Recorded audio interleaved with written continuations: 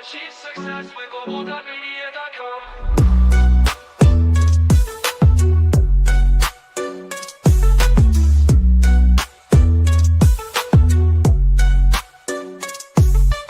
Every step forward is a new beat to your drum. Achieve success with Global.Media.com. Then celebrate it with or without champagne. We're live. It's Wednesday. What a great day it is too, right? We're live. That cheers me up. We are Welcome, alive, my yeah. friends. Welcome, Dr. Yvonne. So Mr. Calm is here as well. I do call him Michael. You know, he gets upset when I call him Michael these days. I don't know what's wrong with him. His name is Michael, right? His name is Michael. Of course, my friends, if you're here, drop us a comment. Say hello, say hi. Say what's on your mind, guys. If you want to, of course, if you want to join the studio, the link is in the comment section. So do come and share with us. Otherwise, share your comments, your insights, your ideas on the chat, right? Yeah, and so I'm so glad we're here. Dr. Yvonne, how are you doing? Well, Annie, I've been going through a lot health-wise lately. And suffice it to say, I'm here and gone through most of the storm. But oh boy, recovery is hard. But I'm doing great. I'm doing great, and I'm excited to be back. I actually missed coming in on the shows and talking. I've missed it, and I have not gotten to connect with Christiana yet, and that's one thing I need to do. Yeah, But yeah, thank you. How are you? I'm glad. I'm good. I published a book today. Well, not two books. I said in the last couple of days that cheers me up always. So I got a third one I'm just working on now. So I'm about a third of the way through. So I mean, when I do books, I'm excited because, of course, I help my friends achieve their dreams, right? You and I were talking about the Ghana conference I'm going to. Yeah. So my older friend wants to take the books there. So it's a process. We have to do what we do, publish the book in time to order copies, and then ferry them to Ghana, right? That's like so exciting for you to be going to Ghana. I was supposed to go to Africa, I don't know how many times in the last couple of years, and I've not gotten out there. And now, of course, being in the United States, I'm not trying to go anywhere foreign in this particular moment. There's too much crazy crap going on, and unfortunately, we've got some crazy shiznit going on in this country, and I'm not even trying, to hurt anybody at this point. I have my little family, and I'm gonna be with them. But yeah, I mean, it'll make a sister go out there and want to blow some things up. So I'm just being cool. Excellent. So I really would like to go and see what's happening over there. So have fun for both of us. You're welcome to come along. I mean, say it's Yeah, 21st of September. Like I say, it would be a fight getting back in this country. Surely it won't be. You have a U.S. passport, so why would I mean? I think that's maybe. I think I'm wrong. They are. He's trying to deport citizens that were born here. That's what he's doing now. He's trying to deport people that were actually born here because they had foreign parents. Well, hello, you kind of fall in the same category. What's up? If you're a citizen, the hue is different. You understand? The hue is different. If you're a citizen, America has a high population of Afro-Americans, call it that, black people, right? Let's call it that, right? So you can't deport, and most of them, even many of them. Well, how can you deport the Aboriginals from their own land? I guess the same way you slaughtered them, in every other land that you supposedly found. It's all just bullshit in any way you slice it. and Yeah, yeah. freaking warmongers, barbarians, and thirsty assholes. So, I think it's better that we kind of stick to Yeah, what we came here to talk our about, topic, because our topic. I will strip everything down to the bone when it comes to stupidness. So let's talk about narcissism and recovering, and the things that we Yes. can actually help other people with, So right? welcome, Linda. I see you, Linda. Welcome. Glad you're here. Thanks so much for joining us. There's other people here. My friends, do say hi. Of course, we have Mr. Cyrus and Mr. Calm in the studio with us. I'm trying to call him Calm because he wants to be called Calm. Yeah, very weird. Okay, so Mr. Calm, say hi, Mr. Calm. Hi, Mr. Excellent. Calm. Excellent. I Now like you're your Mr. blue Calm. shirt, Annie. It's very Thank you. nice. Mm, It's one of my blending favorites. in with your background. It's one Very of my nicely. favorites. All right. Now, so Can Tracy you told me imagine? Now, what you need is a crown now. Tracy told me that I should wear white, more lighter colors. I'm like, I mean, look, I have a wife, right? My wife does what the wives do, what good wives do anyway.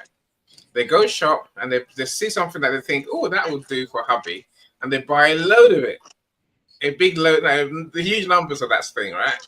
So I'm stuck with wearing t-shirts I've got, and I've got loads of them. More than one for each day of the week, my friend. So, Man, sounds like you've got the best wife. I mean, she goes out and she thinks about you. Wow. Yesterday, I opened my wardrobe and I saw a top. I'm like, what's that top? I've never seen that before. And so she just bought it randomly. She's like me. So, I wore it. when you don't need them, do you recycle them? When I don't need them, what do you mean? Yeah.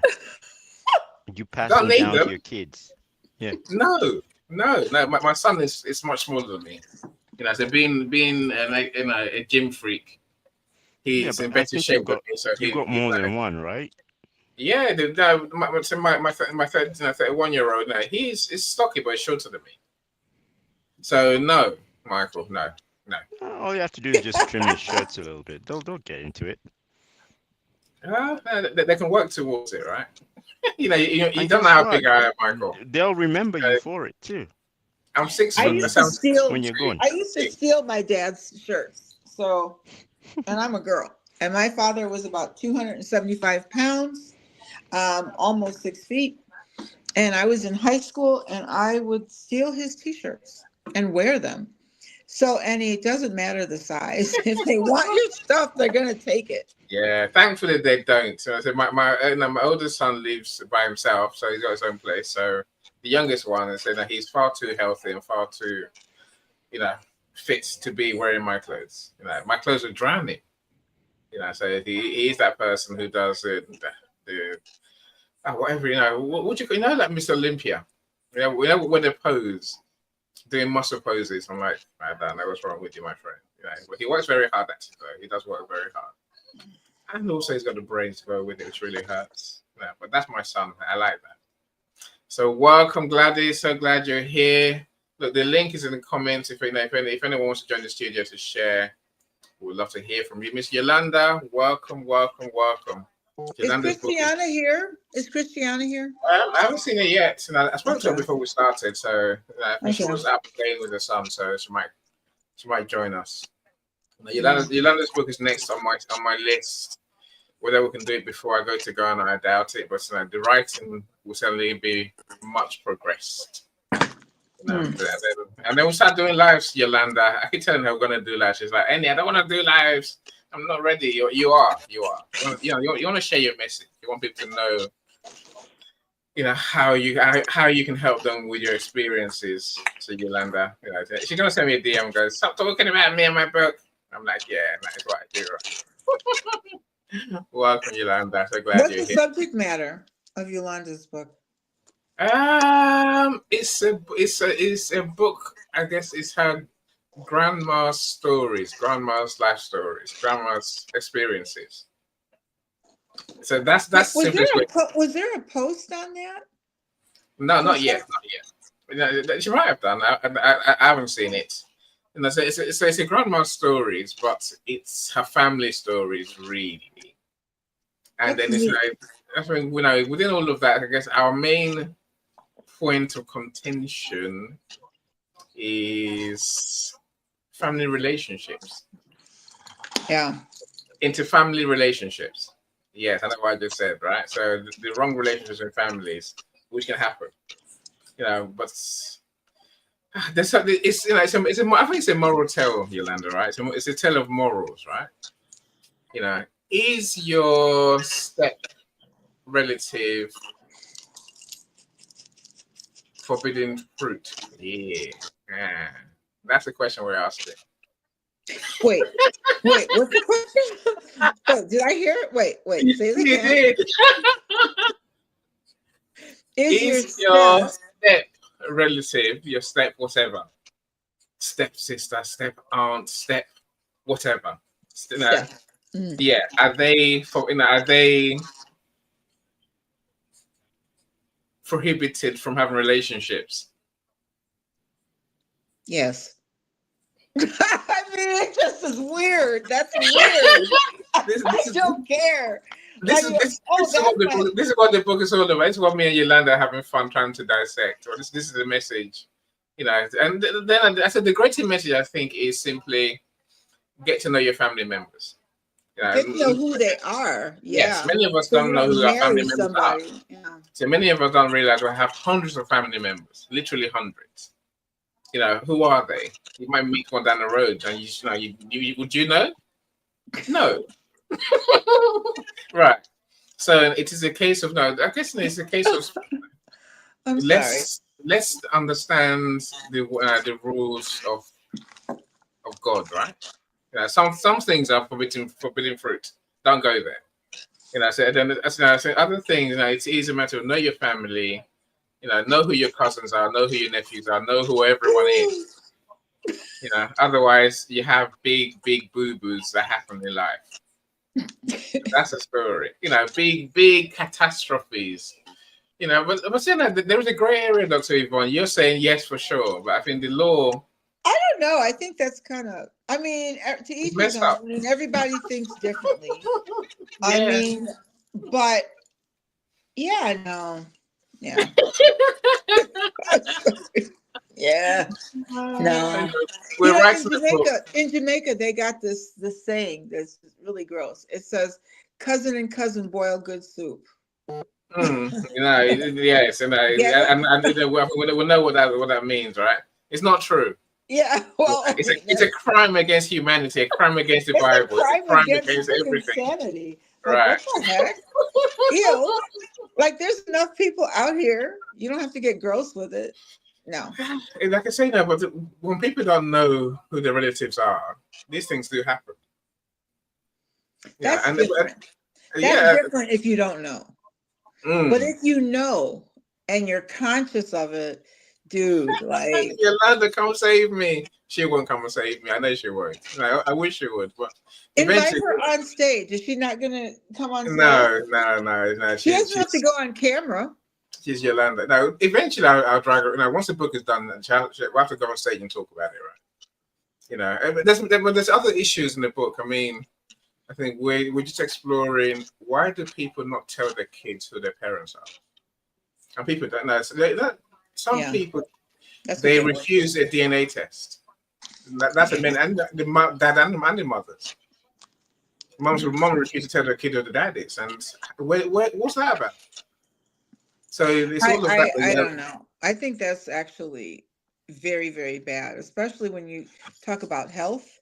Mm, You know, you have to know what your history is of your family, and you're not going to know everything anyway, but you have to know as much as humanly possible.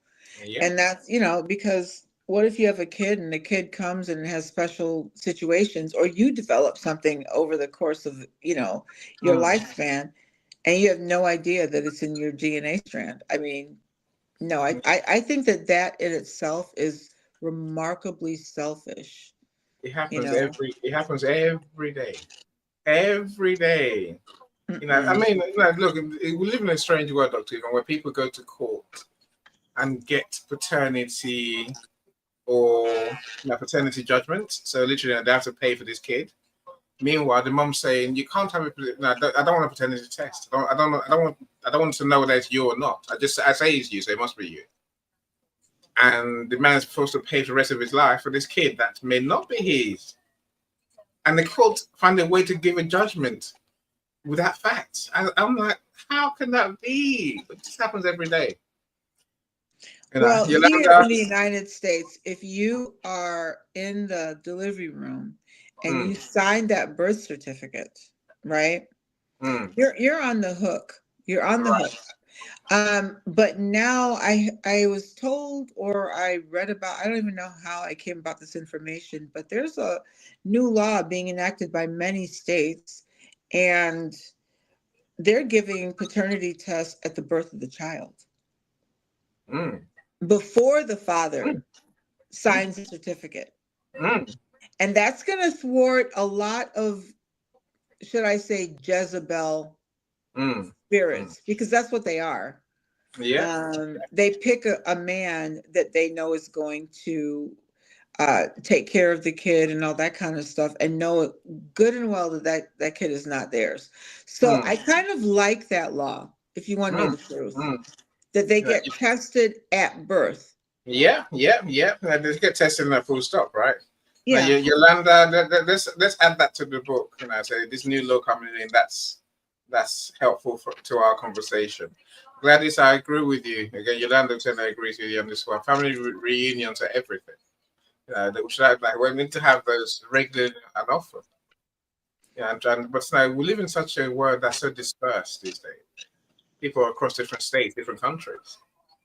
It's very hard to bring everyone together. That's what people will tell you anyway. Look, Yolanda's book is going to raise many conversations, Yolanda. I'm excited for the idea, right? We'll get there in the end. I'm excited to learn more. That's great. Excellent.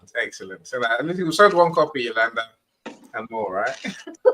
Christy. So who do we have on here? So we've got Christy, so we've got Gladys, Superstar Gladys, and then we've got Linda as well. There's many more people. They're just not talking to us yet, but they'll talk. It's fine. Let's start the conversation. Otherwise, we'll be here all day. Yes. Yeah, So and let's look at the clock. Yeah. The HR genius from Nigeria. Welcome. I'm glad you're here. So, Dr. Yvonne, let's talk about the healing journey following abuse, right? That's what we're here for. Now, where do we start? What does it look like? I think that where it starts is like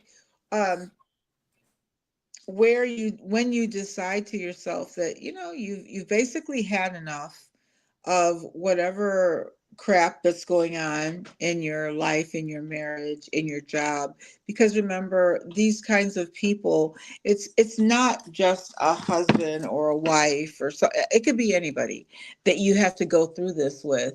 But when you start coming back to yourself, and I always say this because it's about going inside. And once you start really going inside and paying honor to yourself and not worrying about outside sources and whether or not, they're going to approve of you or whether they like what you're saying, yes or no, it doesn't matter, because at this point you're going inside of self.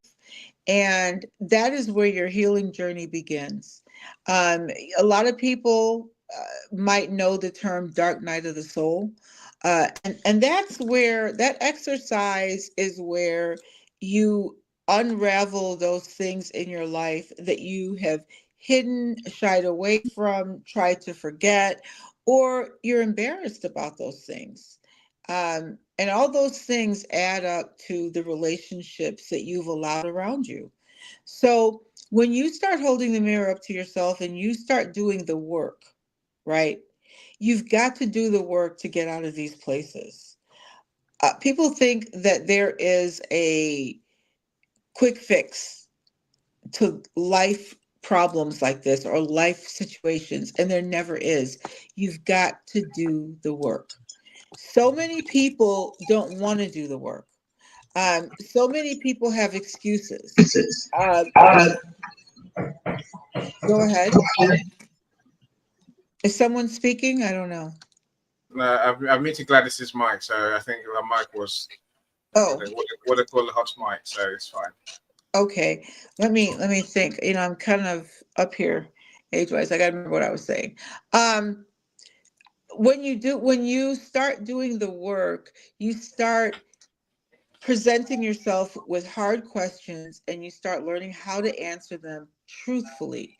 And when you're going through dark night of the soul, it's just you and all the things that you have to deal with emotionally, personally. When you start taking that step and you are honest with yourself, whether you like the answers, yes or no, but you're honest with yourself, and then you start understanding what you need, how you need to move. This is the beginning of your healing journey.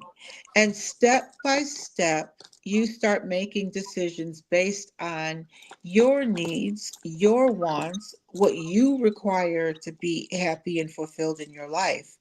Once you start that, you can then come to the place or to the point of where, regardless of everything that you've been through, you realize you're more than a survivor. All right. You're more than a survivor. And you're definitely out of the victim phase. And where you find yourself is, hey, I have learned this. I know what I want. I know what I don't want. You know, a lot of times people say make a pro side and a con side to decisions that you need to make that are important in your life. You're doing that automatically now.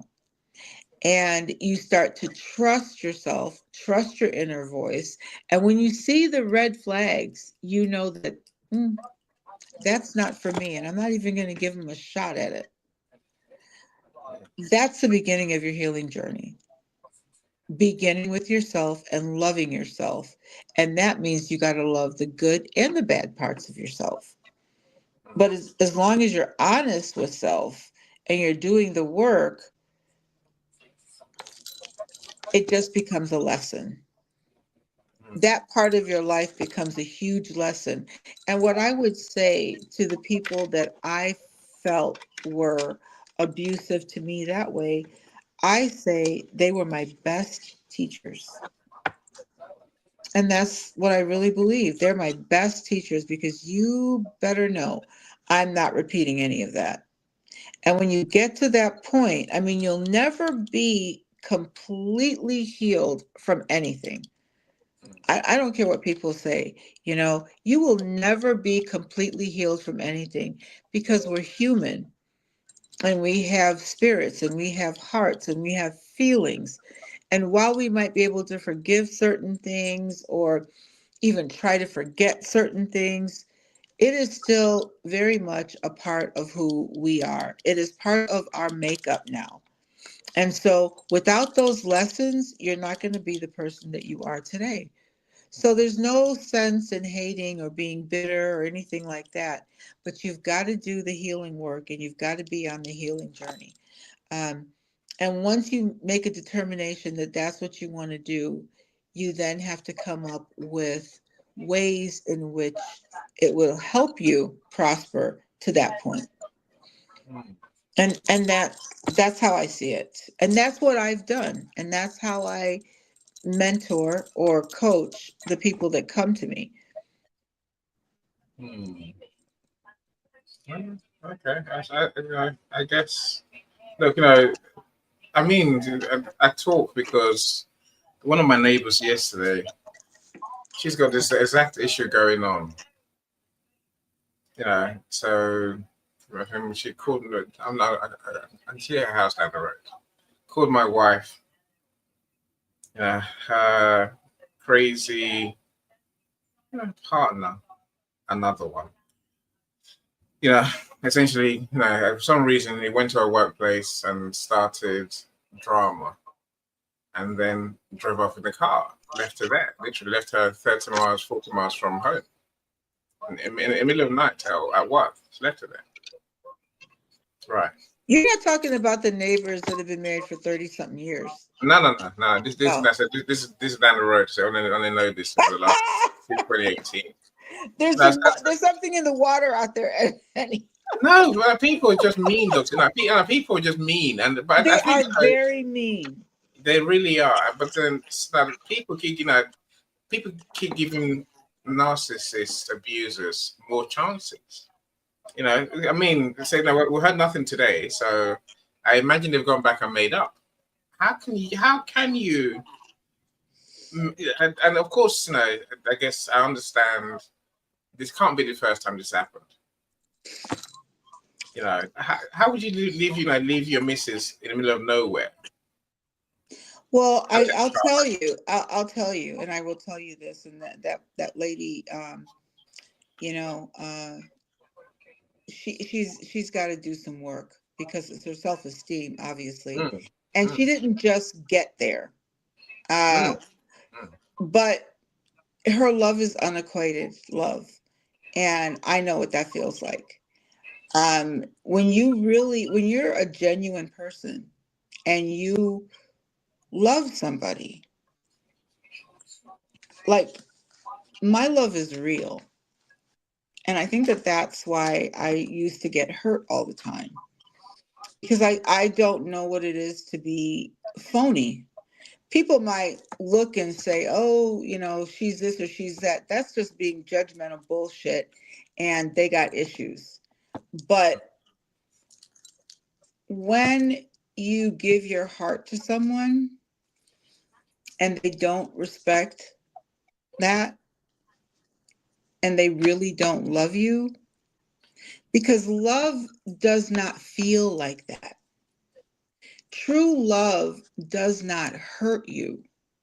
And people that like to hurt you, these are people that know that you love them, and they're going to take advantage of it. And they know they don't care about you, but they know you're there for what they need.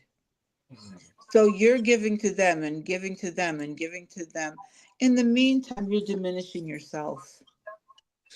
And the love for yourself ends up waning because you're looking at yourself through your abuser. And it's interesting that you said it's probably not the first time. She's probably gone through a lot worse things than just being left outside. And each time she has crawled back. And a lot of people will say, well, just leave, just leave. That's really interesting, because if they were in that situation and, that exact situation,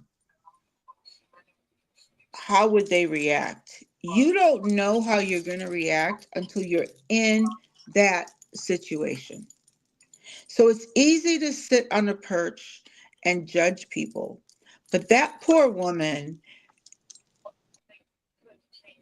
has no self-worth left. And don't you think she knows that this man does not love her? Even when he comes around and he gaslights her, bring her flowers, tell her she's beautiful, maybe even make love to her. Well, it's not making love, it's hitting it, right? Even, hit it. And then she's like, oh my God, he's sorry. He's this, he's that, until the next time. It's when she realizes I am enough. I'm worth much more than what this idiot has been giving me, and I've been accepting all these years. It's a sad state of affairs, but more women than not, more people than not, are in this situation, because like I said, it's not always a man doing this to a woman. And you have to remember, all of us have some type of narcissistic behavior. It is a spectrum. And, when someone is just mean and nasty, they're getting pleasure from hurting you. I remember one of the main person that caused me to find out that I was living in a narcissistic situation. I remember one time I was getting so angry because they were just poking and bringing me down and stepping on my neck, and it was really really bad. And um my kids were really young, and um I started to get raged out. And when I looked up and that person turned their back, they were laughing. They were laughing at my pain, like a literal big ass cheeseburger grin. And me and my kids are just like, we're like this, a deer in headlights, and we're trying to figure stuff out. And it was at that moment, right, that I decided, oh, I'm feeding you. Guess what? You're not getting fed from me anymore. And no matter what kind of rage I was feeling, no matter where I was, now this isn't all the time, but this is when I had conscious of mind to do it. All these things you have to practice until they become part of your code, part of the way you live. And I saw that grin after being demolished, literally, and, being angry and upset and trying to keep it all together. And when I saw that person turn around and laugh, a big smile, I said, oh, so this brings them pleasure to hurt me. And my reality at that moment was, you will never derive pleasure from me like that again. And from that moment on, I was conscious. And this is where, when I'm speaking to clients too, I tell them, you choose how you respond.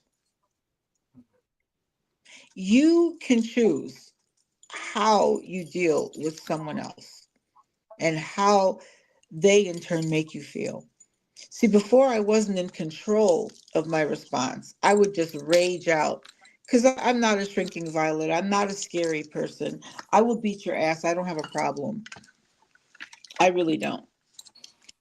But when someone gets in your emotions and you're an empath, you react. That reaction is what the narc is looking for. They're feeding off of that energy because they're taking that energy and they're using it. And if they're cheating and stuff on you, they're taking that energy, they're manifesting things for the person that they're cheating on you with. So they're taking your energy and they're giving positive energy to their side piece, their mistress, their whatever. They're giving that positive stuff to someone else, but they're draining you in the process. So you have to make a conscious choice. How am I going to react to this asshole? Am I going to feed him what he needs? Or am I going to stop it right here and take back my authority, take back my power, take back everything that I could have possibly ever given you? Yeah, that's how it's going to go. I'm standing on business and I'm taking all this shit back. Now let's see what kind of cheeseburger grin you have on your face when you look like a fool. Those are the lessons. And it takes time to get there. Like I said, I started my journey in 2017. That was probably one of the worst years of my life, even worse than 2009 when I realized I couldn't walk. Um, 2017 was rock bottom for me. And I think that when you get to rock bottom, when you realize there's no further grave anybody could dig for me, no further end result or destination that they could possibly have for me. The only other way would be up. And when you're going up, it means doing the work. And it means being honest to yourself and stop serving people that are self-serving on your energy, your time, your resources. Um, that's the truth of it. That's the facts. You know, jump in any moment here. Yeah, no, I think that there's something about people don't want to be alone. You know, again, that's something I hear quite a lot of. I don't want to be alone. I don't want to be on my own, as if that is some kind of, you know, reason or excuse to carry on being abused, which is rather weird, right? Anyway, you know, let's hear from Cyrus. There's some amazing comments, and I said let's hear from Cyrus, and then go to the legend Gladys. How you doing, Cyrus? Talk to us. How you doing, Cyrus? 5, 4, 3, 2, 1. Okay, let's move on from Cyrus. Maybe it's not there for a second. How you doing, Gladys? I'm doing great. How are you, Dr. Yvonne, doing today? Hi, good, thank you. Have you Well, survived? Have you survived jury service? Is it done? Or are you still it starts on the 8th of September. So I have another week or so. You poor thing. Well, at least you got another week, right? I'm tired. I'm sick of it. I was just listening to Dr. Yvonne, and she brought us some very interesting points. But as far as being in an abusive, narcissistic relationship, a lot of folks will advise you will just leave. Sometimes that person can't leave because they can't afford to leave. That could be part of the problem. I don't know, but in some cases that's what's going on. And even though they're dealing with physical abuse, sometimes they're also dealing with verbal abuse, which is just as hurtful. And I just feel like, and I know for a fact that there are shelters in place. It depends on where you live for women who are in those situations. So, and I don't think it's a good idea to remain in a relationship like that, because it could lead to possibly murder. So why keep giving that person chance after chance after chance? But again, like you mentioned, that person probably don't want to live alone. They're afraid to be alone. They probably need this person because of their finances. They don't have money to make it on their own. So that's just my take on it. I had a terrible experience at the age of 18, but I walked away. No, I wasn't having it. So you have to do what's best for you. So that was my take on it.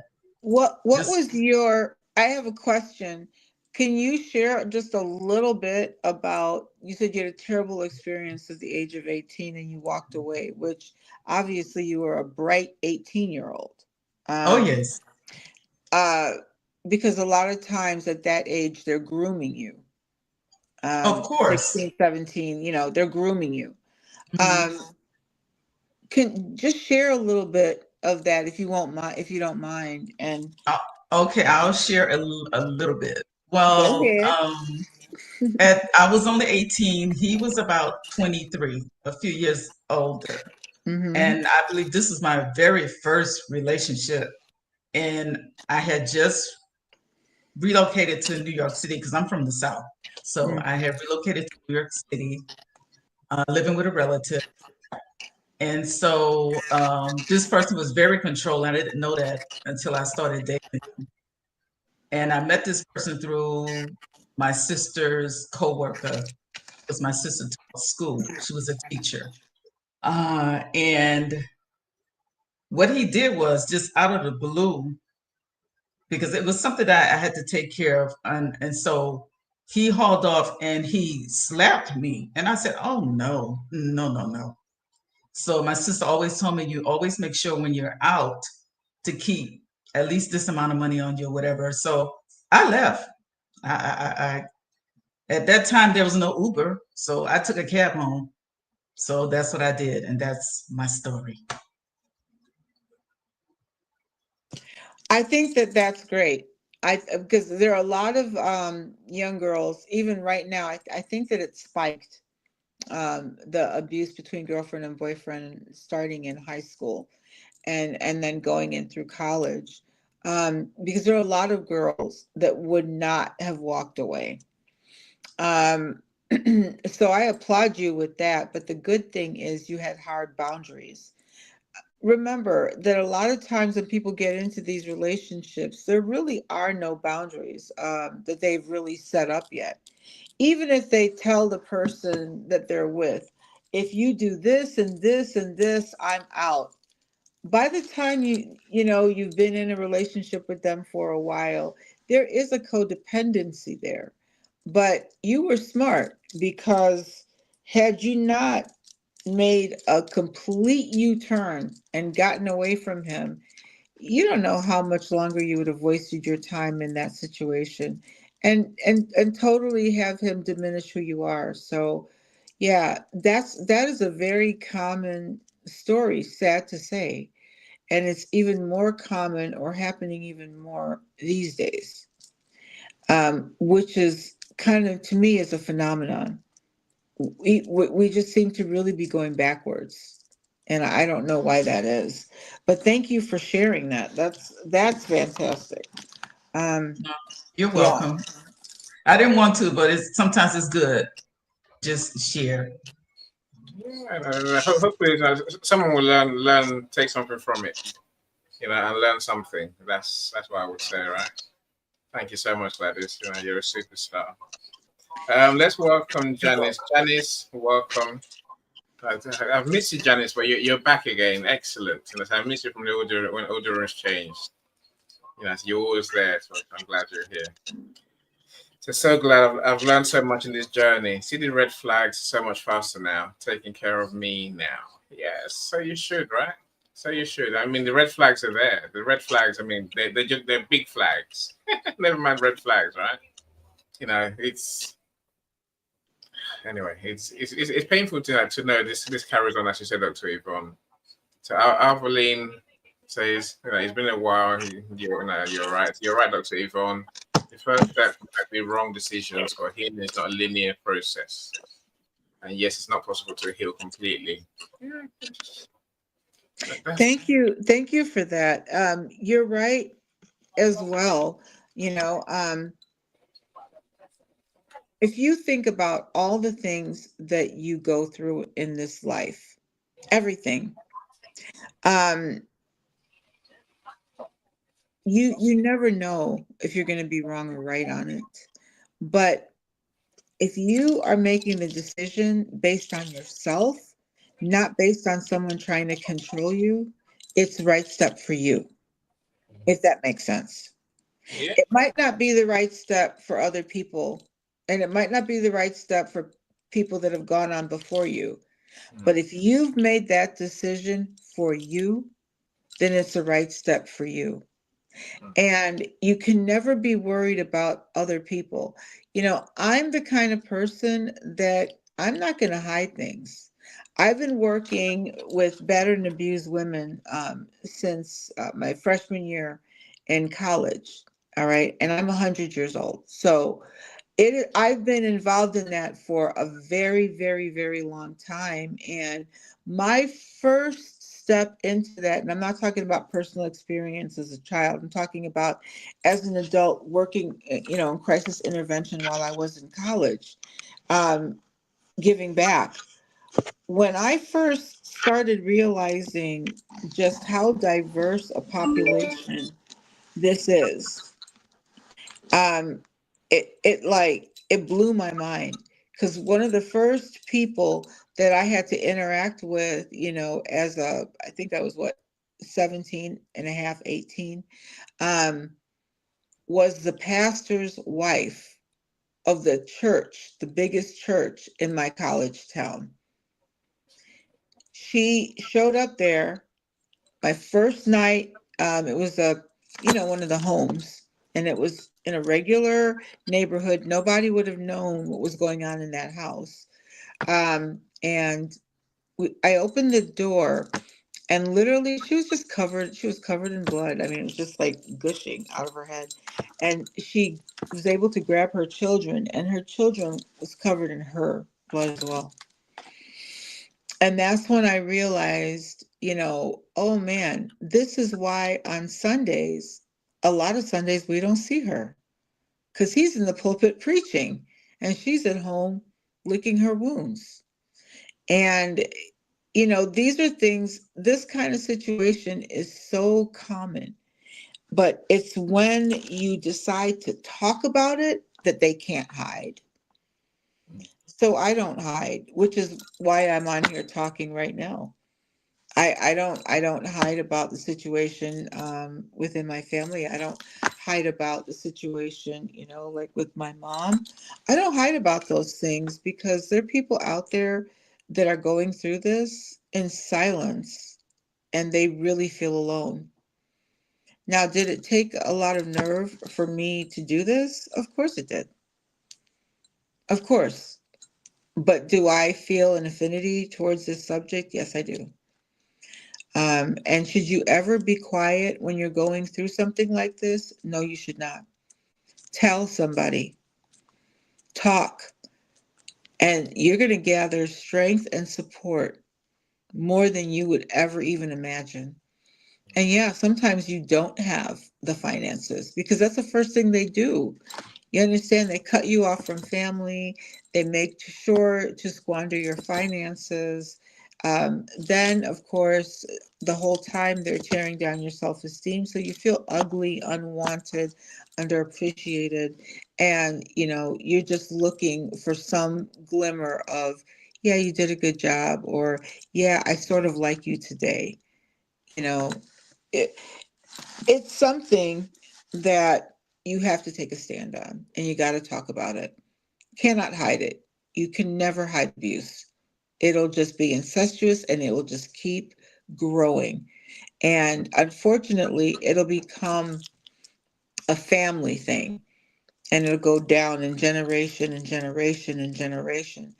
And your family will be cursed with this horrible, horrible thing. So you have to talk about it. You must.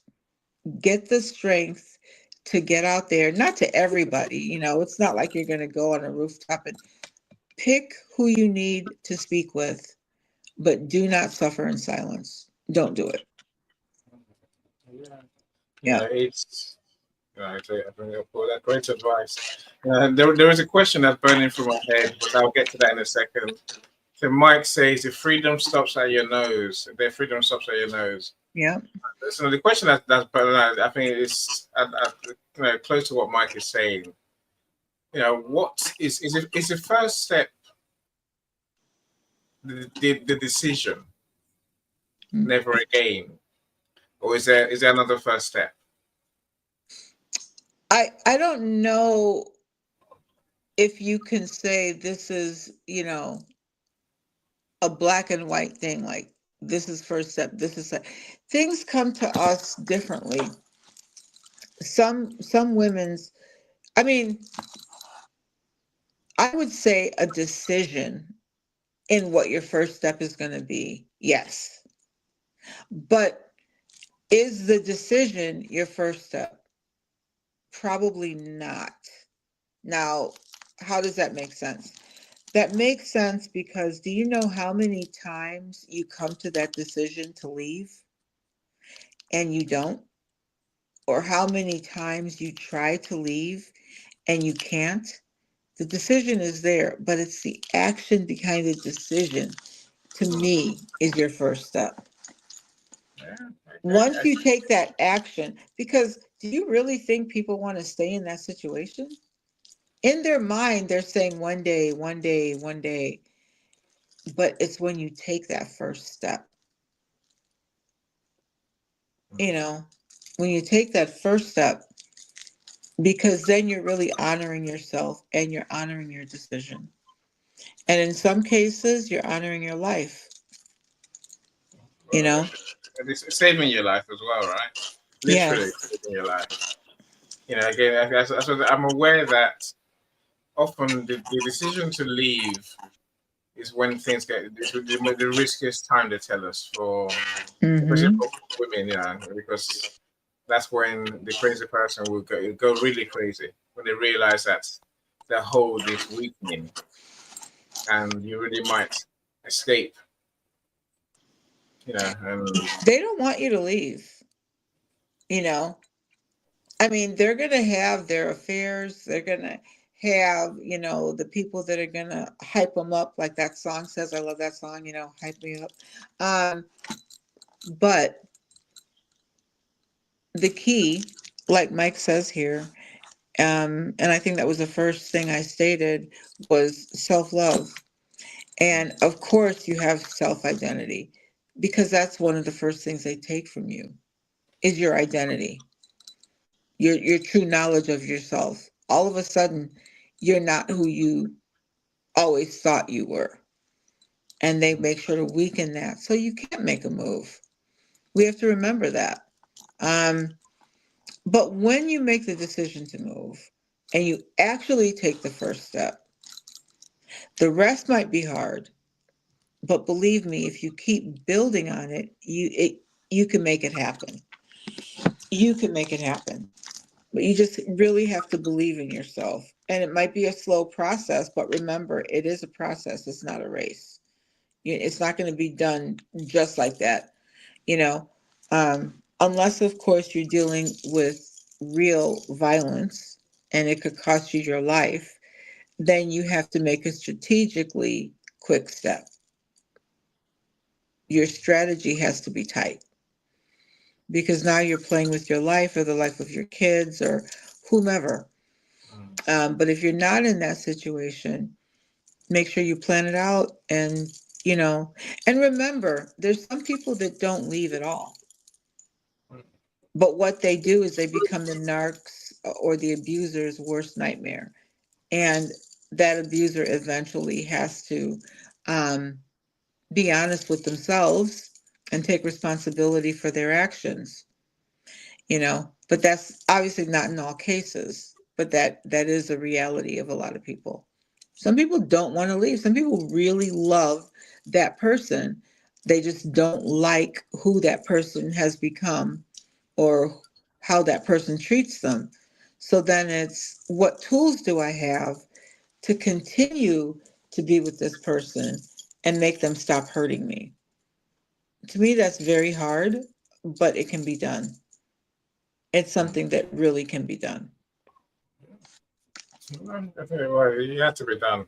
I said, I'm talking about what is self-love and how do we develop it in my room later on. So literally, was that 3 hours from now? So Mike, interested. I think a lot of people, we know the theory, I think, but not many people know how to build self-love, how to make it, how to find it in their lives, I guess.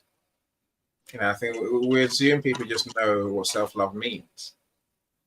So I think we need to start talking more about exactly what it is and how you actually build it in your life. It's an ability, I think. It's a way of being. But it's a process to build self-love. It doesn't happen overnight. It doesn't happen just like that. I know that, for me, it was trusting myself and stop answering to the monikers that people put on me. I'm the youngest of four, and I'm a daddy's girl. And my father was a big guy, and he did not take kindly to people saying anything out of the way. And he's this big Cuban guy. And my papa, he taught me a lot of things. And one of the things that he taught me is that in the end, you can only honestly trust yourself. And sometimes you do things and you're like, how did I even do that? When you turn the key to the abuse and you stop answering what people call you, because as the youngest kid, they were always like, oh, watch her, she's got a bad temper, this, that, and the third. My thing is everybody has a bad temper when you push the wrong button with them. What Mm, made my temper any more, any worse, there were things that my family knew about me that I am just now learning. But all of that is part of self-discovery, right? You have to literally start looking at yourself and loving who you see in the mirror. Now, what does that mean? That means you choose yourself. mm, So a really good exercise that I recommend, or that I make people do, is the mirror exercise. Now, yes, you're looking at yourself, you're just getting out of the shower. You're looking at all those little things that you probably don't like about yourself or like about your body, but you start picking those things apart and telling them just how much you love them, how much you love yourself. You build up how you idyllically feel about yourself, and you start trusting yourself. So when you start choosing yourself, you then start developing true self love, mm, not spoken, and that's it. mm, You actually speak it, you believe it, and mm. guess what? Eventually, people are going to see how much you love yourself because of the way you take care of yourself. Well, I think you have to live it as well. That's the thing, right, Dr. Yvonne? It's feeling self-love and knowing that self-love is important. I think unless we actually live it, yeah. Hmm. I don't know. No, maybe that's more about us really believing that this is us. Yeah. I don't know if you notice this, but there's a shift in energy. Um, like when we first came on, the energy was super high, kind of flirty, kind of laughing, kind of happy. And then after, I think it's Beverly, was it Beverly? After she started talking and she shared the Gladys, story. I'm sorry? Gladys, you mean? Gladys. I'm sorry, because I don't see the name anymore. I just seen a picture of myself, so I apologize. Um, when Gladys started speaking, did anyone else notice the shift? There's a very somber shift that happened. Um, and even the comments got more pointed Mm, on self. So what I'm feeling is something that a lot of people that are here in the collective right now are probably going through, because the shift was very drastic in the energy. And the reason I'm stating that is because there are people that are here that realize this is part of what they have to work on. Talking about it, being open about it, and learning how to choose themselves. I can feel the energy. And I sort of believe that's beautiful, mm, because the whole thing about these rooms and about events like this is so that we could reach out and have an open conversation and let people know that they're not alone, or if they're not dealing specifically with this topic, but they're dealing with self-worth issues or something like that. This is why these events are so crucial. I don't know. Can you feel the shift any or not? I suppose that your conversations are always serious. I had to. I think we were, what was it, like with Michael, say calm, and Cyrus. I guess like we were before we start. It's always it's Annie's happy party. But once some conversations they're serious. No, this is a serious conversation, Yeah. and so I'm open for it to go that way. Yeah. I'm too jovial always. My serious hosts always tell me, you're just too happy. I'm like, that's me, right? That's I mean, me. that's what I want to be. Always happy. You know? You want to be happy. Like, come on any spotlight. Any spotlight is always happy because my guests come to make me laugh. No, but it's some events. This is one of those. What's it now? Lisa's your metamorphosis. Again, that's a serious conversation. Yeah.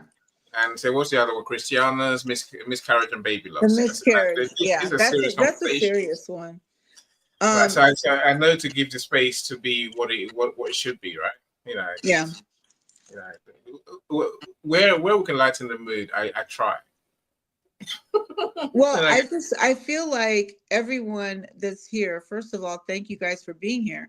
But secondly, if you know of people that are struggling with something like this, I hope that you can get something, garner something from this conversation and bring it to, to these people.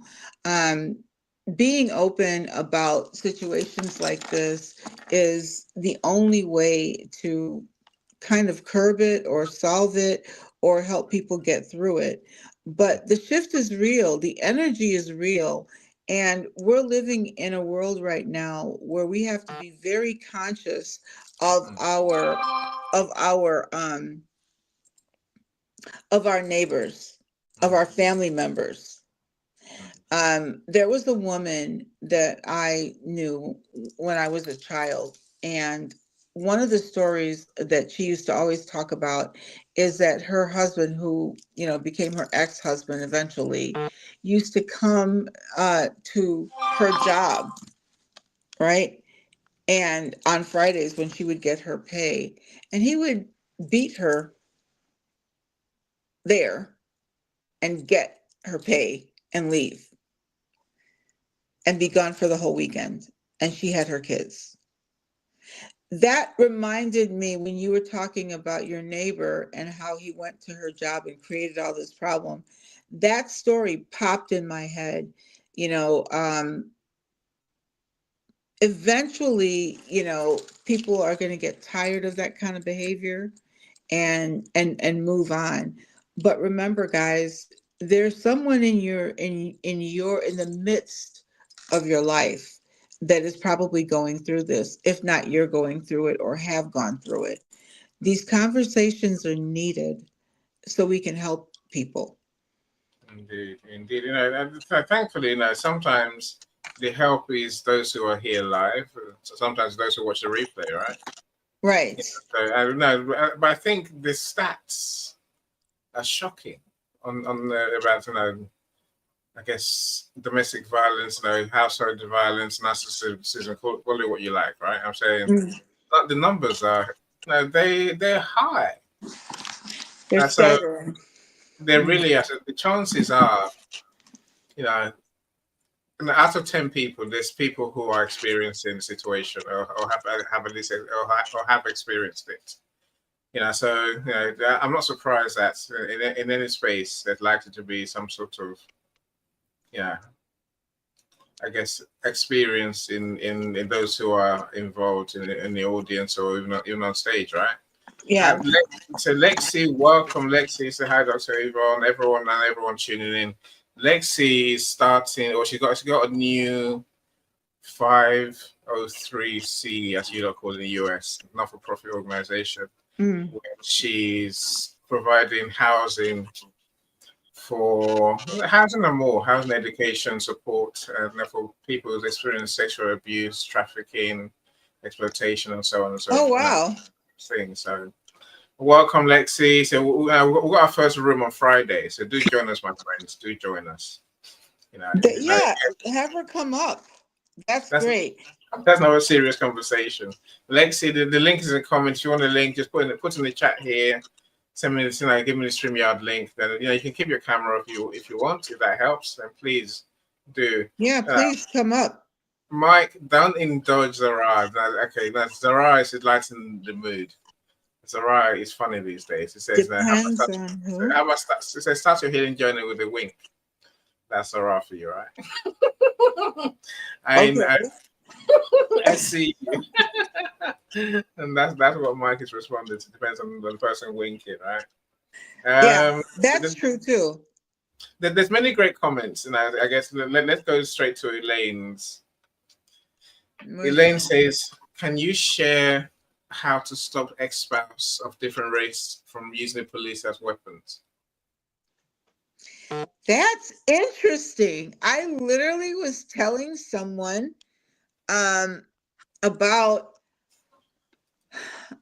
oh my God, that's a good one. I was literally telling someone about a man that ended up spending 22 years in jail in the South because the woman he was with was white and he was black, and they were doing some really bad things, drugs and stuff like that. And she ran out of money, so she gave him a ring that was in her family, and she went to go get money, supposedly. And instead of her knocking on the door with the money, the police knocked on the door and said that he beat her and he raped her and he robbed her. None of those things happened. And they were in a group of friends that whole night doing the same thing. And he ended up doing 22 years. Wow. Because he was in Georgia. She was white and he was black. 22 years. All right. I don't know how you can stop them from doing that. I do know that whether they're black and white or Asian and black or Asian and white, and they try to use the race card, I do know the best thing to do is stay away from them. That might sound crazy, but especially in the United States, and especially at this very moment, if you are with someone that will use the race card or use the police as a pawn, I don't know that you should worry about how to stop them. I think you should worry about getting the hell away from them because they could cost you your life. You know, 22 years in prison for a crime you didn't commit. Didn't commit. And I read the transcripts of the trial, by the way. And nobody was called as far as witnesses. And the thing is, this girl was a known drug person. But then all of them were participating in this behavior. You know, making right decisions is a big thing too, guys, you know. And if you knew that you were in a relationship with another race and they were doing that with other people, because there has to be red flags. You can't just one day get up and be, oh my God, they're doing it due to my race. No, there were some red flags and you just thought it was not going to affect you. It's kind of like the woman that takes another woman's husband, right? And she takes him because he wants to go. You can't take somebody that doesn't want to go, right? But, you know, she took him or whatever. Listen, if that is the kind of person that you got with, what makes you think he's not going to do that to you? Like, if you met him that way, isn't 1 and 1 adding up to 2? Yeah. He always does, right? You know? Don't be surprised when they turn on you. Yeah. But, I mean, there's so many things in life, Dr. Yvonne. We are happy to watch other people suffer something. Yeah. And it never dawns on us that they're going to do it to us too. I'm saying that's on all levels. I'm talking about governments. I'm talking about everyone. You know, friends. You know, family. Even our partners, family members. You know, if someone is narcissistic towards people, I will be scared. You know, if they're vindictive, mean, and victimizing other people, you know, I wouldn't see it as okay, I'm safe, because I'm not safe. You're not. You know, and eventually, you know, what goes around comes around. You know, which it's unfortunate, but that's how life is. There's more amazing comments. Many So bullies. Mike says many bullies actually come from a place of insecurity and possible low self-esteem. Mm-hmm. Need to raise themselves up to feel better about themselves. But I think also the victims need to raise themselves up. This is our conversation today, Mike. And the victims need to start their healing to get back to their sense of self, the sense of who they are. And I think that again, part of my self-love conversation later is we are all amazing people. That's what Yvonne says. The narcissist almost beats it out. He beats it out of you, whether it's mental or physical.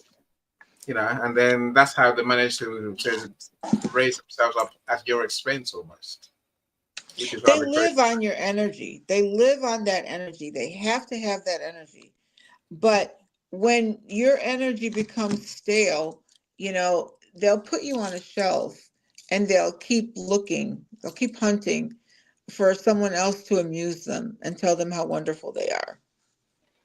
Wow. What is it? Have a victor. What is that? Have a victor versus victim mentality. Yeah. Yeah. You can't always be a victim, and you shouldn't always wear the moniker survivor either. I agree. What do you just can't, because that is the lack mentality. I feel you. I feel you. Everything was an act, fake. Yes, Janice, that's exactly what it is. Because they don't want other people to know how horrible they are. They really don't. So when you go out in public with them, everyone's going to envy the attention that they think you're getting. In reality, they're just doing that so that people don't suspect them and people don't think they're bad. The other thing they do is they use you in negative ways in front of people by making you the brunt of their jokes, knowing good and well it hurts you. But they do it and everybody laughs and no one knows why, so-and-so is talking about his wife or his girlfriend that way, but it's funny. Not funny to her, because that's what he's beating her up with at home. It is, everything is fake.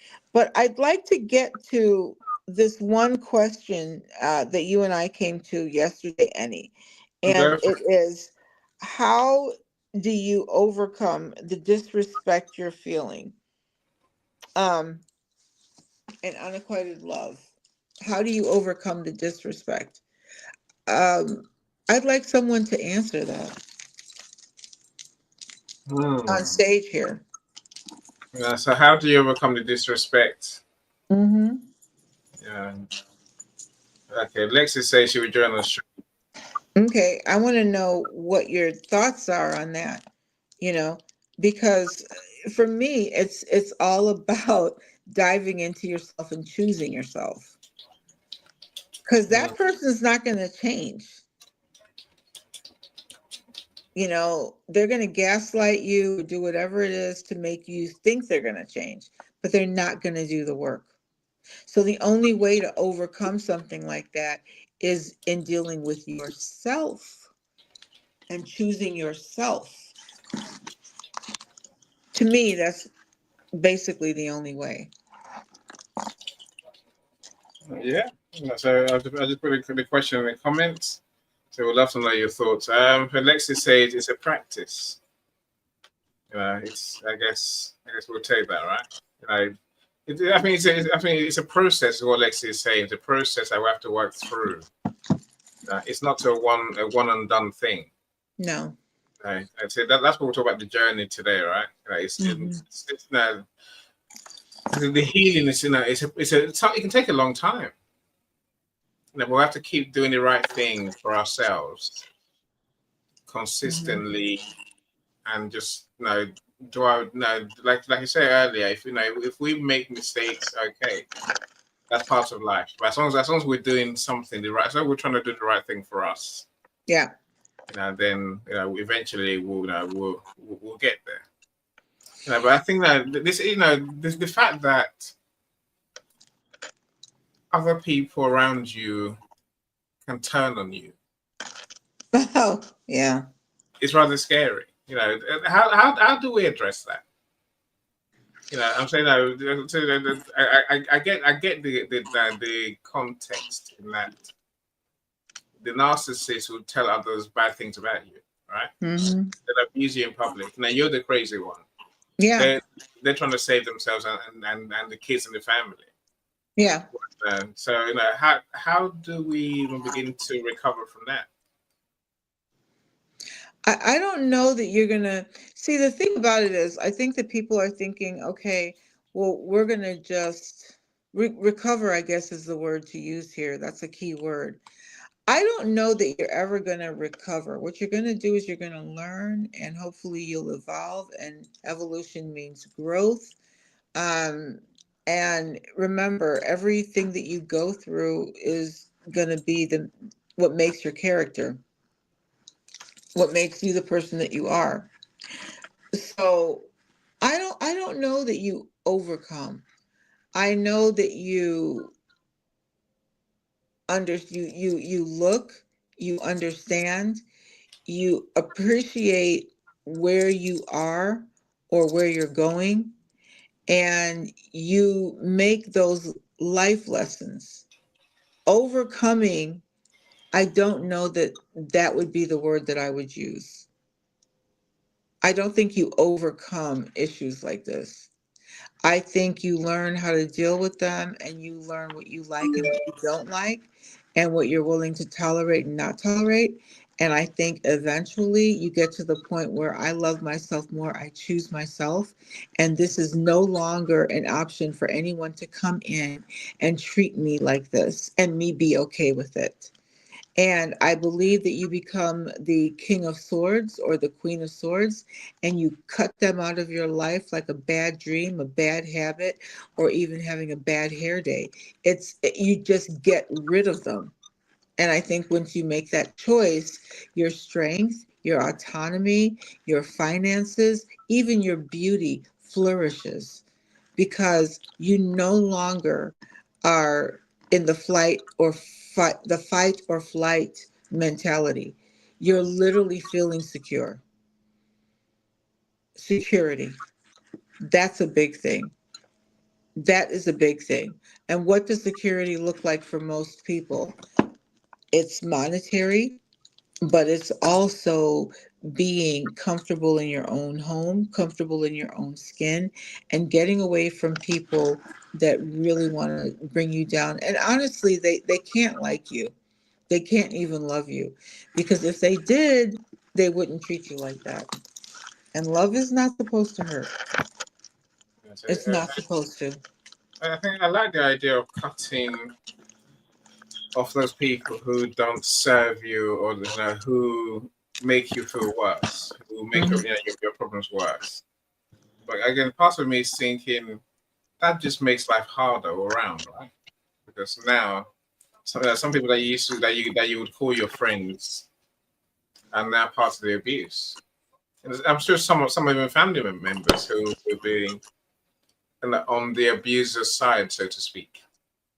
You Yeah. know, to have to cut those people off must be a real challenge. Well, you've got some people that like to see that abuse for some reason. They like to, because they don't like you, so they like to see whoever is abusing you abuse you. And honestly, silence is consent. So they don't care. They're having a field day. They don't like you anyway. They don't like you. So what? You know, I think that we get to the point in our lives where we make a decision on what we're going to tolerate, we're not going to tolerate, how we're going to change, how we're going to move forward. I think a lot of people that are in situations like this feel like they have nowhere else to go. But when they sit down and they look at it and they're not responsible for other little lives and stuff like that, they start making the decision that, you know what, I'm worth all these things that he or she is telling me I'm not worth. And I'm going to change that. It has got to really be a thought out decision. There has to be a last straw, but you got to take the first step. I Yeah, think we always get back to that. You got to take the first step. I hear you. I hear you. There's many more comments. We haven't got too long to on the show though. Well, I'm trying to find Mike's song, but I don't know. So I can see what it is. Mike, I don't know what this song is. I don't know. It's too far up on my YouTube. So sorry, Mike. I don't know. I do my best. Hopefully, I find it because I can't do anything with it here. I've copied into my browser to do anything with it, Mike. Okay, so Mike says it's also a power dynamic. You need to draw and maintain appropriate boundaries. yeah, boundaries are important. A lot of us don't have boundaries in the beginning of this. We don't know what they are. My daughter was the first one to say, "That's my boundary, Mom." I'm like, "Oh, okay."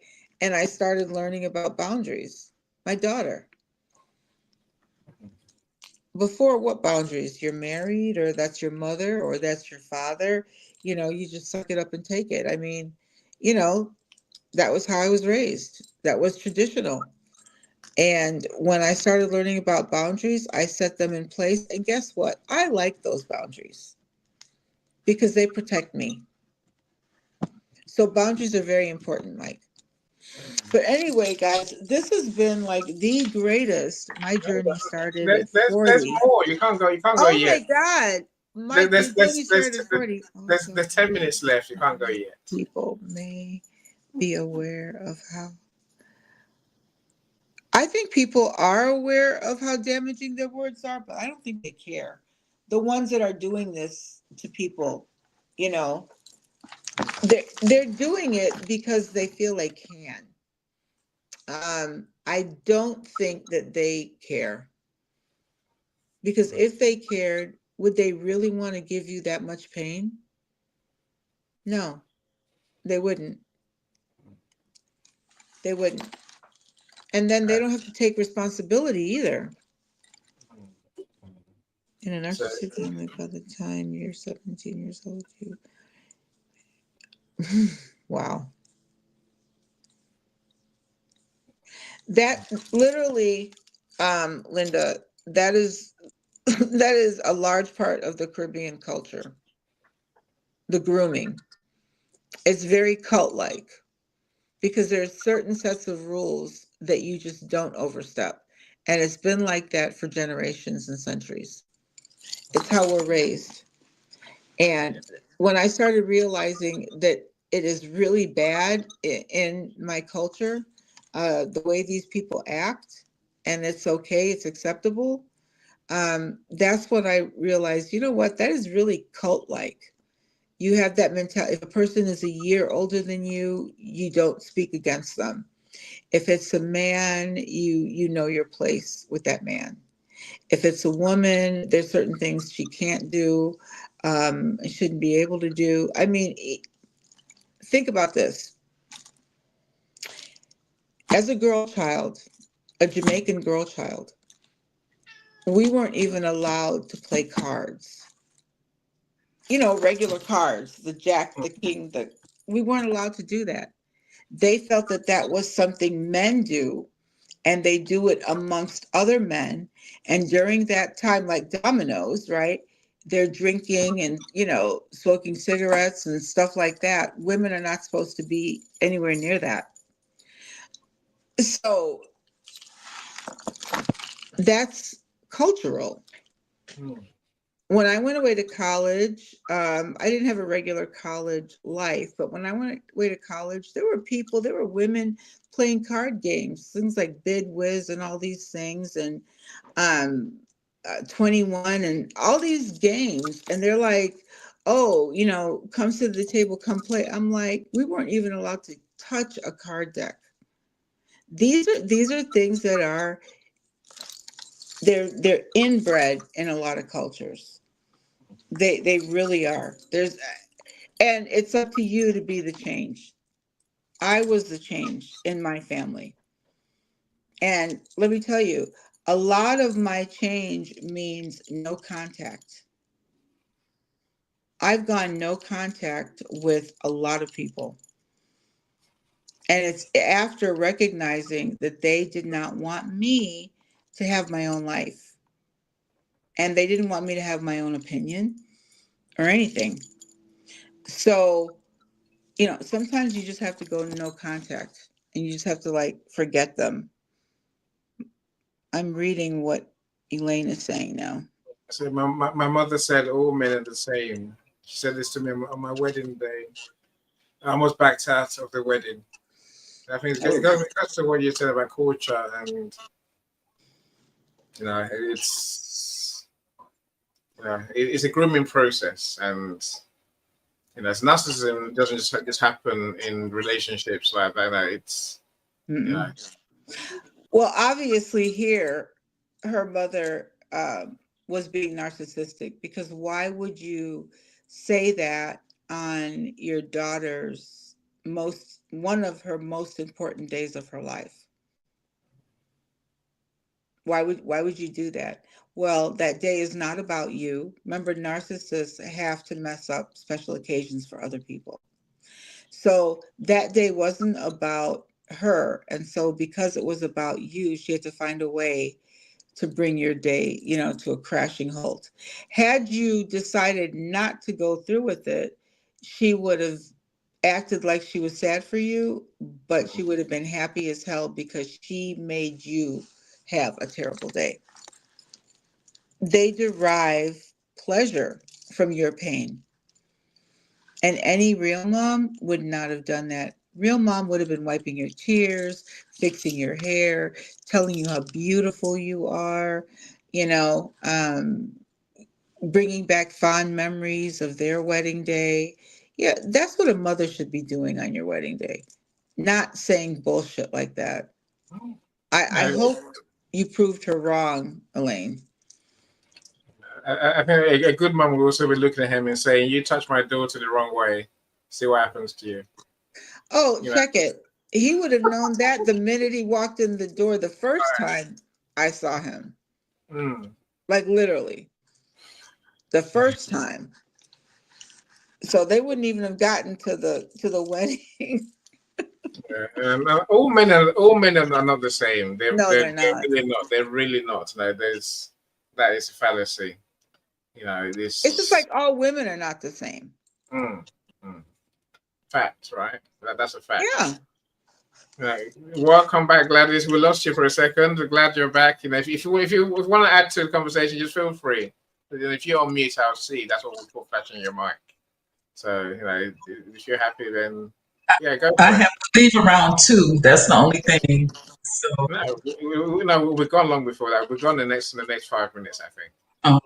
So it's interesting conversation. I learned a lot. Thank you. You're always a star, like I always say. Thank you for joining us, and it's always good to get some of your thoughts as well. I'm trying to put a comment on the screen. So as Mike says, all this narcissism also rampant in corporate. Yeah, definitely, definitely. Corporate America, just they're loaded with it. Higher learning institutions, law schools and things like that, loaded with it because they can't get out of their ego. I don't think it's just America. I think it's all over the world. Really, sadly, I think it's in every country, every culture, every community. Yeah, So with those who feel the need to put others down and make their life a misery, and it's a sad thing. As Mike says, also, this religious abuse is also particularly insidious as well. Yeah, well, everyone, I think that if you've been watching me for a while, you kind of know that I'm a spiritualist. I was raised Roman Catholic, but there is no freaking way I would ever go back to organized religion. And now that I know that it's all a lie, no. So I love this, Mike. Mike says, if you see something, say something. I agree. Sir. It's on all of us. I think you said it earlier very well, Dr. Yvonne. Silence is being complicit. It is. It's you're part of the problem. Unless you end up like me, trying to get between him and her fighting, and then you get his folks stuck in your bum by one of them. Yeah, that's the most dangerous. That's the most dangerous call that police go on, right? Domestic violence. Mm. Did you know that? That is Yeah, the most dangerous call that police have. well, in the UK especially, I mean, US, your people are a bit crazy with their guns. I'm saying in the UK, domestic violence is as bad as it gets because we don't have guns the way Americans do, right? So people will try and fight their way into. I don't know what they're trying to fight their way into. Really, it's crazy, right? Wait, so you guys don't have guns in the UK like No, that? no, we don't have guns at all. We don't have guns. What? The public can't have guns. I don't know. My news is full of Americans who got the kids that got shot this morning by somewhere in the US, and there's 17 injured and 2 killed. Someone shooting from the church at kids praying. What? You haven't seen the news? It's in the news. I said, we just shake our heads. We're like, when would they learn about the gun thing? It's not. It's a problem. They're blaming the government for being a crazy man. Saying, no, you got guns. Everyone can have a gun. No. There's no guns in this country, Dr. Yvonne. No. I haven't got a gun. I might do, but no, I can't use it. I can't bring it out. It's not legal. Very few countries in the world have guns that people can actually have. If you're a farmer, you have to shoot livestock. Then that's a different story. You have to have a license, Right? a proper license, not just a cursory paperwork thing. You have to have a need, and then you have to be assessed. It's a big process. No, we don't have guns. Anyway, crazy people are crazy people, right? If you see something, say something, my friend. Janice, I hear what you're saying. The LinkedIn events helped me to have support to understand what I needed to do to understand and take the blinders off finally. Thank goodness for LinkedIn. I love that statement. Yeah, thank you. Yeah. There are a couple more I want to get through, and then we can call it a day. I will say, connect with Dr. Yvonne. The conversation. We need to have the conversations, right? So your words resonate with me. I'm still processing what happened. And anyway, this life is another milestone in my journey. Thank you for your openness, Alvin. Thank you so much. That's beautiful. Thank you. I hope it does help. I know when I started going through it and started realizing that it's not normal for some of the things that were done or said to me, and I realized I had to make choices. I didn't have this, I mean, I had a therapist, right? But I didn't have this. And just because someone says they're a therapist doesn't really mean they can help you, especially if they don't go through the experience. Like I want someone who's going to walk me through or help me get through because they got through, and allow me to be the stronger person. When you have a therapist, I love therapy. I think that everyone should, at one point or the other, when they need to talk something out and they want a third party that has no skin in the game, they're just there to support you walk through the steps. That's one thing. But when you have a coach, right, who is kind of also a therapist, the end game is that you walk away with tools and you walk away loving and knowing yourself better. A therapist, you kind of just keep walking on the same path over and over and over again. How are you going to heal if you just keep the same momentum going around and around and around? At some point, you're going to have to branch off and discover who you really are, and how did that treatment or speaking it out, how did it help you get away from those things that you're in therapy for, and what tools did it give you to sidestep or leave it alone or confront whatever the thing is you're going to therapy for. What tools did you get? You should not have to go to therapy for 100 years for one problem. There should be some kind of tools that you should be able to use some kind of choices that you have to make, some kind of checklist in your mind, right? That'll help you. Do you have the checklist? Do you have those tools that you're talking about, Dr. Yvonne, for people?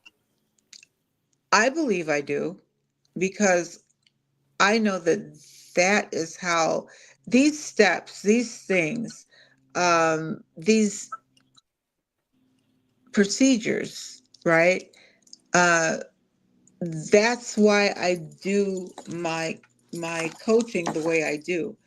It's holistic, because when I was in the throes of all of this, it ended up manifesting itself in my body. And in '09, I woke up unable to walk. And there was nothing wrong with me. All right. It ended up being things wrong with me, you know. That's why I'm even more serious about my health. And I'm serious about helping people with their health, because you have no idea what stress will do to you, and stress will kill you. And given a situation where people are taking from you, not pouring back into you, abusing you, stealing from you, risking your life because they can't be faithful or whatever, and you're sleeping with them, they're risking your life. You know, all of these things, you learn how to deal with them, and you learn to choose yourself. The biggest tool I could ever teach anyone is choose yourself. Once you start choosing yourself, really loving yourself, all that other stuff is going to fall by the wayside, because you know what? You're not going to take that shit anymore. And you know that there are people out there that'll love you for you. Like, I'm finding that, you know, at my age, I believe I'm finding love. What's wrong with that? And let's say I never find love. I will be happy with myself. Yes, it starts with self-love, right? It does start with Mhm. self-love. Again, Yeah. don't forget, I'm talking about what this means. So do join us, Dr. Yvonne, later on. Make sure you join into the conversation about what self-love is and how we actually start building it. And you too, Gladys, please. Don't, I know it's a late one for me, but it's normal time for US people, right? So Mike says in his circles, this is good. It's what they call phobia in Indoctrination. Mm-hmm. Yeah. abuse tend to use, right? I'm going to combine maybe two or three comments, and this will be our last one, right? So decision is easy, as you were saying earlier, Dr. Yvonne. Taking action is much more difficult because the abuser is normally 2 or 3 steps ahead.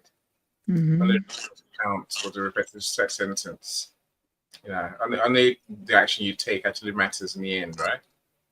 And yes, they make you lose yourself in front of people because they're kind, helpful. Meanwhile, they disrespect, diminish you in secret behind closed doors. Yep. That's so true. That's exactly right.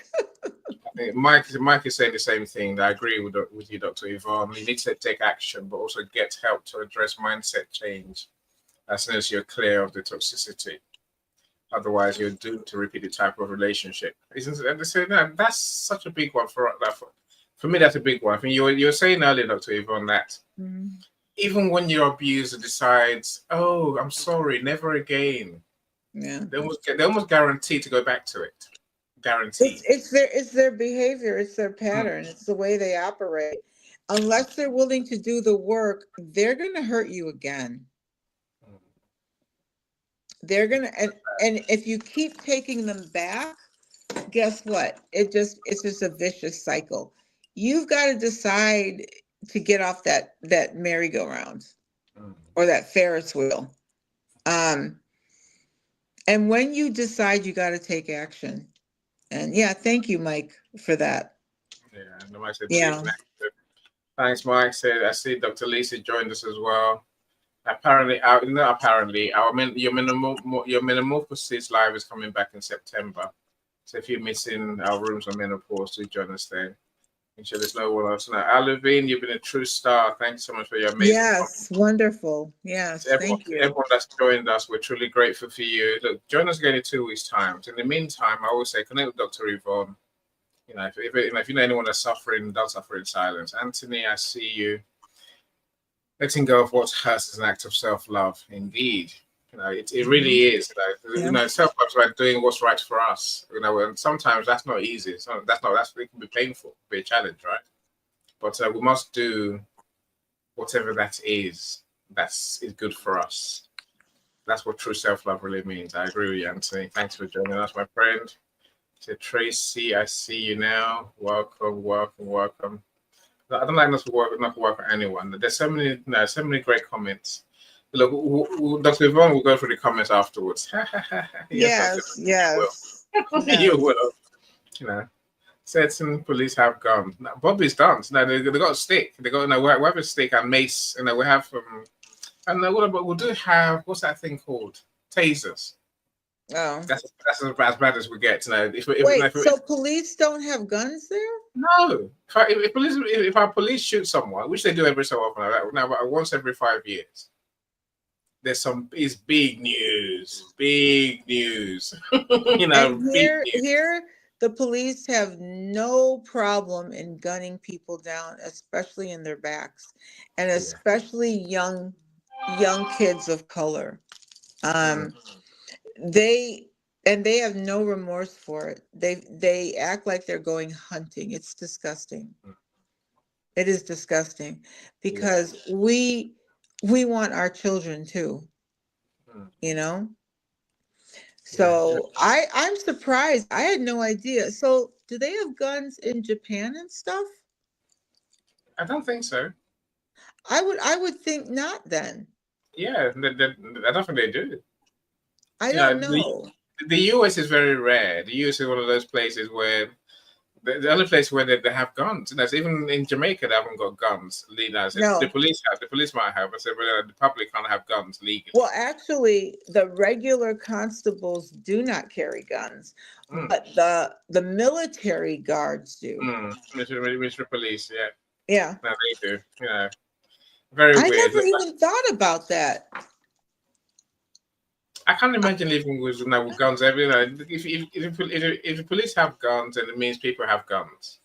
If they have guns, they will use them. I can't go past that logic. But Americans have a different whatever you call it, Second Amendment rights. And I'm like, no, whatever. It's big business here. It's crazy. And that's why there's such a big lobby against the National Rifle Association. Yeah, because it's big business, and it's all about money here. Everything is about money, and that's sickening because we really need to we should have always been looking at the greatest asset of any country, and that's its people. Yeah, I agree. But our president he's taking it out. People are nothing. Alexis said, if it walks like a duck, sounds like a duck, guess what? It is a duck. It is a duck. Right? Start healing yourself. That's what we need to do, my friend. Start healing ourselves, right? Excellent discussion. Thanks so much, Liana. It's an excellent discussion. She says, thank you for joining us as well. Liana sent me a message and I said, I'll be there. So I'm like, yeah. And listen, we're not going to be alone. You're alive, Dr. Yvonne. So, Liana, thanks for joining us. Well, thanks. I hope people got something out of this one. I did feel a shift, though, and that's a good thing. That's a very good thing. And hopefully other people will get some kind of insight from this discussion. And thanks, everyone, for coming and for sharing. Mike, wonderful. And those on replay as well. So Gladys in the studio. Miss Gladys, oh gosh, yeah. Everyone, thank you for sharing with us. So we're back in 2 weeks' time. In the meantime, do connect. And then as I think Dr. Yvonne was saying today, take action. Take that action. Take whatever that means to you or for you. Take action, right? If you know someone is in this situation, just get them to take action. Whatever the action is, they got to take the first step. Yeah. Of course, connecting with Dr. Yvonne is what I always advise. So, thank you so much, everyone. I do need to go. My next show starts in a couple of hours. Do join us. Let's talk about what self-love really is. Got a few videos to show you. Thanks, Bye, everyone. Bye, And everyone. I got Dr. Yvonne. You said, and thanks, Dr. Yvonne. oh, yeah. Thanks for coming. So you said, yeah, thank you. Bye, everyone. Bye, everyone. Bye, everyone. She's success with Global.Media.com and celebrating with the without champagne or rum. She's success with Global.Media.